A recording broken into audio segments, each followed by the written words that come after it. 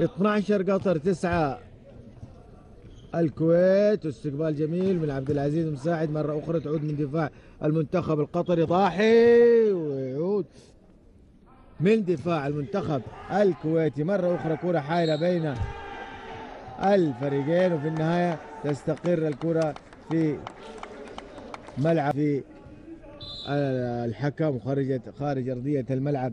10 و12 لقطر، ومساعد عبد العزيز على إرسال قوي جميل ضاحي، وكرة جميلة تصطدم في حائط الصد وتخرج خارج من اللاعب، تصطدم الشبكة، تعود لضاحي.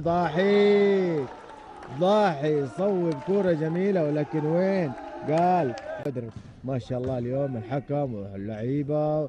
وضاحي يصوب كرة جميلة، ضاحي يصوب كرة جميلة تصطدم في حائط الصد وتعود مرة ثانية.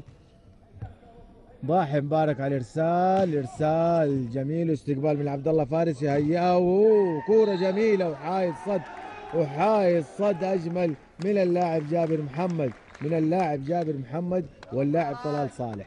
شوف مبارك ضاحي على الارسال، استقبال من عبد الله فارس يهيئ المركز 4 وتصويبه من بدر عبد العزيز، ولكن حائط صد اجمل. تعود الكرة، برافو عليك.